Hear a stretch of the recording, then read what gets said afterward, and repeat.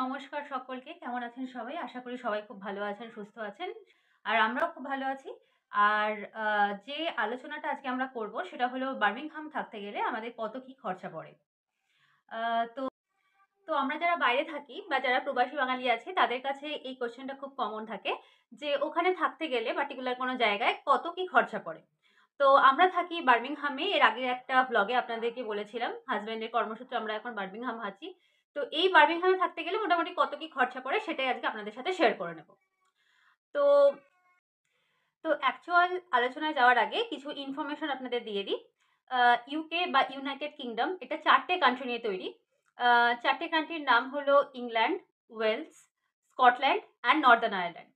এর মধ্যে ইংল্যান্ডের সবথেকে লার্জেস্ট যে সিটি সেটা হলো লন্ডন। আর লন্ডন হচ্ছে ক্যাপিটাল সিটিও আপনার ইংল্যান্ডের।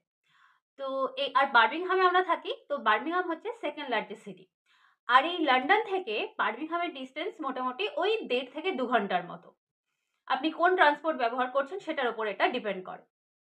তো সমস্ত কান্ট্রির যে ক্যাপিটাল সিটি যেগুলো থাকে সেগুলোতে কস্ট অফ লিভিং সবসময় ভীষণই হাই হয়।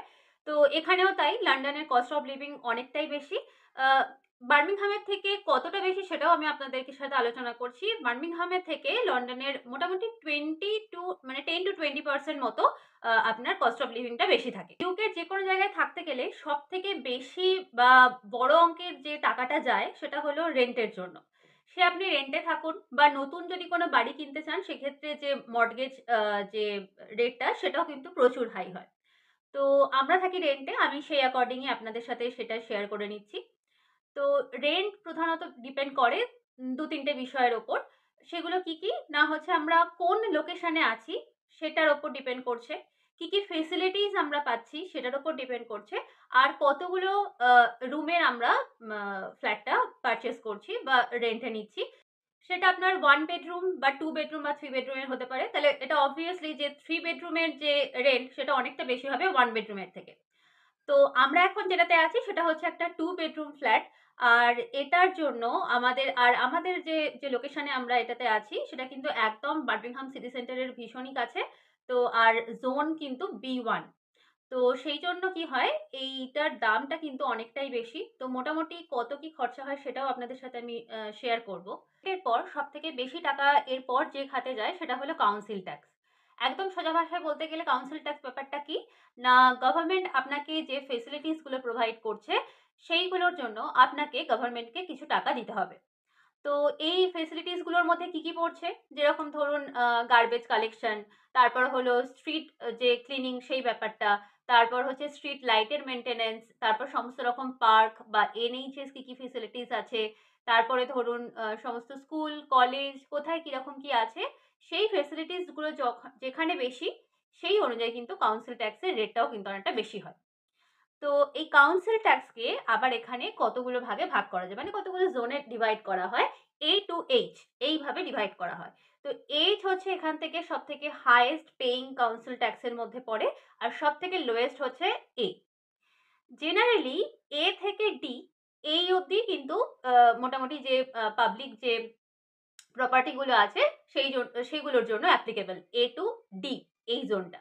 তো আমরা যেখানে থাকি এখানে আমাদের আমরা হচ্ছে সি জোনে পড়ি এবং এখানে এই জন্য আমাদের কাউন্সিল ট্যাক্স দিতে হয় আপনার বছরে 1850 পাউন্ড, মানে যেটা ইন্ডিয়ান কারেন্সিতে করলে দাঁড়াচ্ছে 1,85,000 টাকা। ও আচ্ছা, বাড়ি ভাড়াটা আপনাদের সাথে শেয়ার করা হলো না। আমাদের এই 2 বেডরুম যে ফ্ল্যাটটার প্রাইস পড়ে যায় হচ্ছে 1070 পাউন্ড, মানে যেটা ইন্ডিয়ান কারেন্সিতে আপনার পড়ছে 1,07,000 রুপিস। তো এইটার একটা জিনিস আমি বলি, পাউন্ডের যে ভ্যালুটা সেটা মানে ফ্ল্যাকচুয়েট করে। কোনো সময় 105, 107 এরকমের মধ্যে থাকে। তো আমি 100 মানে বেস লেভেল ধরে কিন্তু এই ক্যালকুলেশন গুলো বলছি। এরপর নেক্সট আসি ওয়াটার বিলের কথা। তো ওয়াটার বিল শুনতে একটু অবাক লাগলেও আমাদের ইংল্যান্ডে থাকতে গেলে ১ ফোঁটা জলের দামও কিন্তু এখানে দিতে হয় এবং এখানের জল খুবই ফ্রেশ। তো প্রত্যেক মাসে এই ওয়াটার বিলের জন্য আমাদের দিতে হয় 42 পাউন্ড করে, যেটা ইন্ডিয়ান কারেন্সিতে দেখলে হয়ে যাচ্ছে ৪,২০০ টাকার মতো। আচ্ছা, এরপর আসি হলো এনার্জি বিলের কথা। এনার্জি বিল মান্থলি আমাদের পে করতে হয় 120 পাউন্ড করে। 120 পাউন্ড তার মানে হলো আপনার 12,000 টাকার মতো ইন্ডিয়ান কারেন্সিতে। আচ্ছা, এরপর হলো নেক্সট ওয়ান যেটা, সেটা হলো ব্রডব্যান্ড কানেকশন। তো ব্রডব্যান্ড কানেকশনের জন্য আমাদের মান্থলি পে করতে হয় 46 পাউন্ড, মানে 4,600 টাকা মতো। আর আমি এখানে সবটাই নোট ডাউন করে রেখেছি যাতে কোনো ভুল ইনফরমেশন না যায়।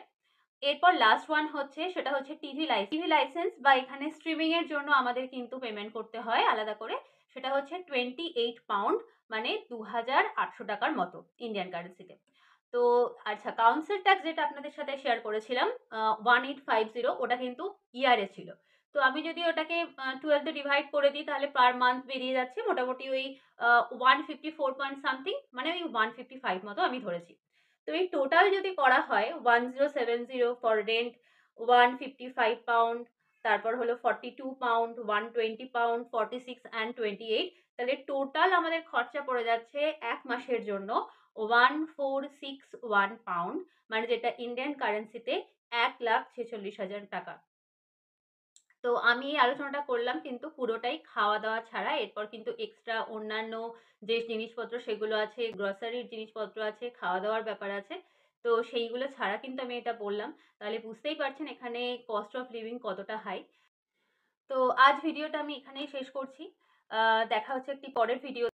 আর আমাকে অবশ্যই জানাবেন আপনাদের কি ধরনের ভিডিও আপনারা দেখতে চাইছেন বা কোন ইনফরমেশন এর ব্যাপারে জানতে চাইছেন। তাহলে আমি কিন্তু অবশ্যই, যে সেটা আমি জানা থাকে তাহলে অবশ্যই আপনাদের জানাবো।